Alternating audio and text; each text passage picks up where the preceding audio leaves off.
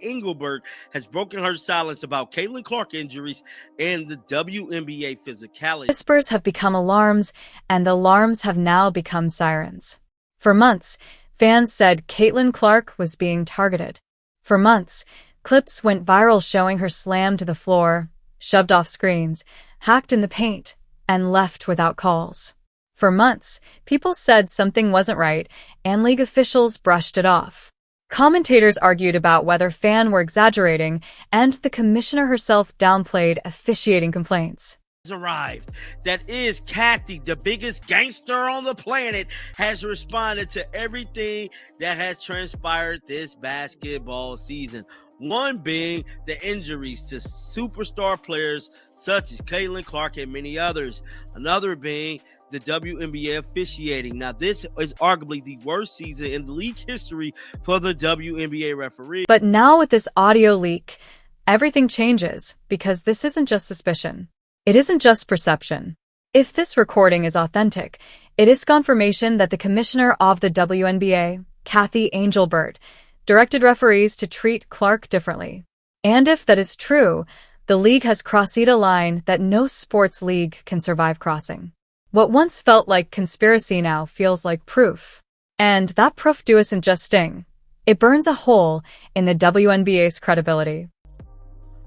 So Kathy Engelbert was featured in the latest episode, in case you missed it, on Apple podcast site. So let's listen to it, man.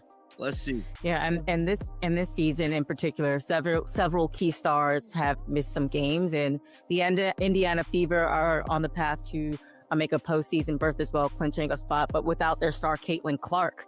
When you think about the number of injuries this season and going into the postseason, how does the league continue to build the momentum when some of the star power may be sidelined? Think about what that means.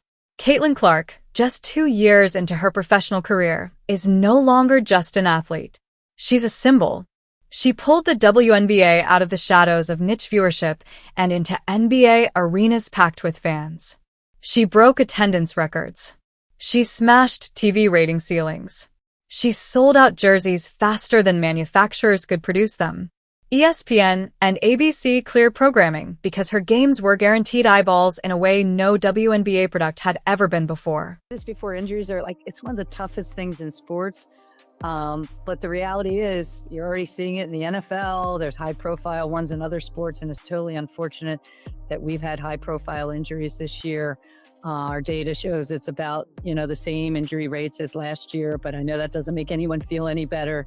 But obviously we constantly work with players and team doctors and trainers and health staff and utilize data to ensure we're doing everything we can do to keep our players from a health perspective. But they're incredible athletes on the court, and the game is really fast and physical. And, I'm so impressed with, how they play this game and what they're putting on the court every night, and the talent, the speed. I played Division I college basketball at Lehigh University, and I don't think I ever lifted a weight. We had no strength and conditioning. We had no nutrition, back in nutritional aspects back then. And I think I'm just so impressed, and, how much respect I have for what the players are doing day in and day out. So it's an unfortunate part of the game. But we think we've built, beyond one player, or 2 players, or 5 players, or 6 players. Every team has to have a roster where people can step up and show up. And I think sports has shown that a lot of role players help you win championships. And I think Indiana making the playoffs, Golden State making the playoffs, they've had injuries. New York's had injuries. Almost every team in the league has. Nike bet their next shoe line on her. Ticket brokers saw spikes whenever her team hit the road. She wasn't just Apple. She was the sun that WNBA gravity revolved around. And how did the league repay the woman who carried them into the spotlight? According to this leak, by instructing referees not to protect her by essentially telling officials that her pain was part of the process, that the physicality made her tougher, that the game shouldn't bend around a single star. That's not just short-sighted, that's sabotage. And it's sabotage at the highest level, the commissioner's office. Not rogue referees, not competitive teams trying to knock down the best leadership from the very top. Run right to be furious because this wasn't hidden. Another area I think of concern was regarding the officiating this season. I know that's something that's talked about year over year. What steps is the league taking to ensure like the fair and consistent calls are being made throughout like these high stake playoff games? Yeah, I think, Christina, I smiled when you started that question because I don't think it's just this year. I think every year, everybody complains about officiating, by the way, in every sport. So, but that means people care. They care so much. And we hear the concerns from the ecosystem in our league, whether it's fans, players, coaches. We take it seriously. We understand there's frustration. Our game is constantly evolving. We just talked about the speed, talent, and physicality, and we recognize that, you know,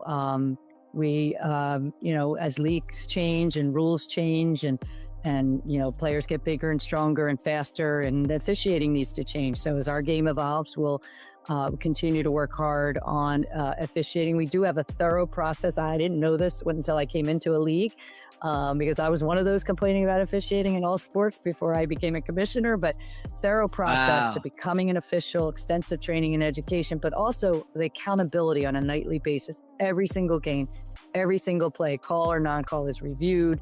There's evaluations, so teams have the opportunity to provide feedback. So we're working as hard as we can to make sure we're getting consistent officiating, but I understand the frustrations and we hear them. Watched Caitlin Clark take unnecessary punishment. Social media was filled with clips of her being hit hard with no calls, and millions saw the evidence. Still, league leadership brushed it off, treating the audience like they were overreacting. But the fans were right, and now they feel betrayed. What they suspected wasn't complaining, it was proof. The league has been exposed. Every successful sports league knows one rule: protect your stars.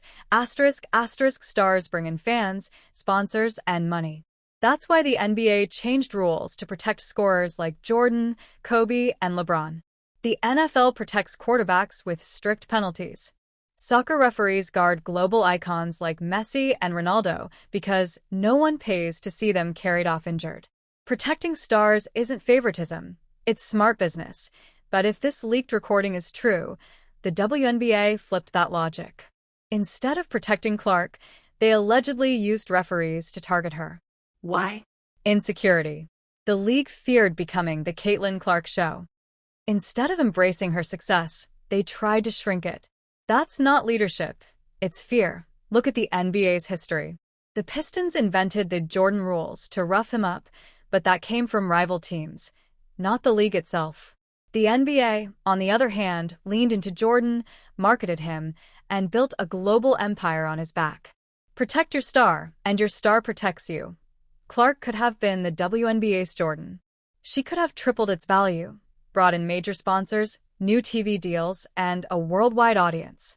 Instead, the league allegedly created the Clark rules, instructing refs to let her take hits.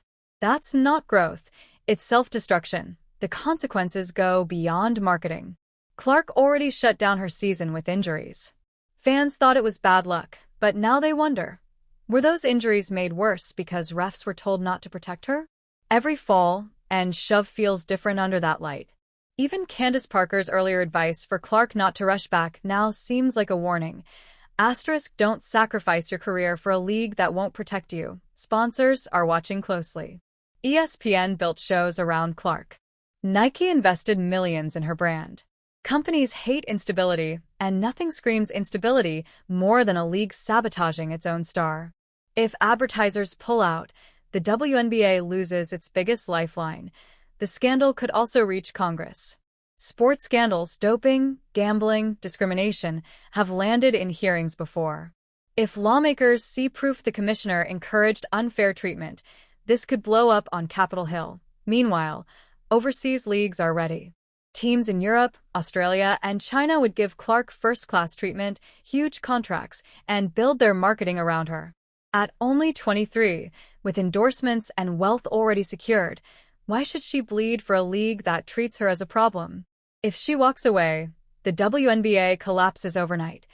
Neither solves the real problem. ***, a culture built on fear, denial, and spin. The league doesn't need slogans. It needs truth, accountability, and a fresh start. But history says they won't do it. Caitlin Clark entered as the league savior, and she delivered, bringing money, attention, and momentum. But instead of honoring her, the league treated her as a threat. And a league that destroys its own savior cannot survive. The golden goose doesn't keep laying eggs if you strangle it. Unless the WNBA changes from the roots, Clark's exit could mark its end. Not remembered for its rise, but for how it destroyed itself out of fear.